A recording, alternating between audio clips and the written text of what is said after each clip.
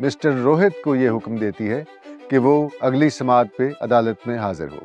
ये अदालत CRPC के सेक्शन 540 के तहत कोर्ट ने ऑर्डर किया है कि तुझे वहाँ पेश होके गवाही देनी ही होगी। ही ना करो मेरे सामने। अब मैं खुद इस केस की तह तक पहुंचूंगा। कितने पैसे लिए हैं तुमने कामरान से? सर कैसी बात कर रहे हैं आप? Manisha, I want to talk to you. तुम अगर सही तरीके से केस जीत सकते हो तो जीत लो, लेकिन मैं तुम्हें रोहित की झूठी गवाही के जरिए केस जीतने नहीं दूंगी। फिक्र तो तुम करो शफीक, अपनी नौकरी की भी और अपनी जिंदगी की भी। आप क्यों फिक्र कर रहे हैं? मैं सब संभाल लूंगा।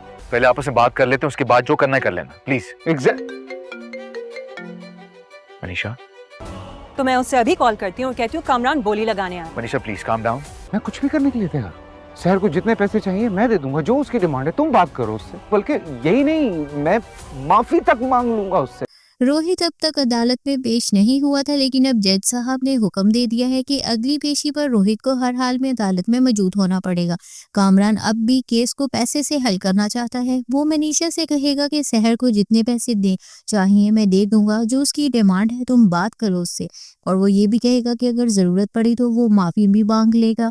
मनीषा रोहित से कह चुकी है कि अगर उसने अदालत में झूठ बोला तो वो उसे छोड़ देगी। वो कहेगी कि मैं तुम्हें रोहित की झूठी गवाही के जरिए केस जीतने नहीं दूंगी।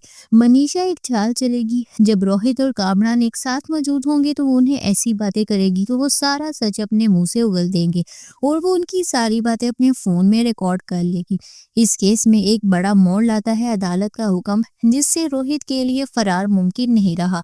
मनीषा का किरदार यहाँ सबसे अहम है। वो कामरान को लालची कहकर और रोहित को धमकी देकर अपना रास्ता साफ कर रही है। साजिशी लोगों के मुंह से सच गुलवा कर उसे रिकॉर्ड करना मनीषा का बेहतरीन और होशियार कदम है, जिससे आप सच अदालत में आने के इम्कानात बहुत बढ़ गए हैं।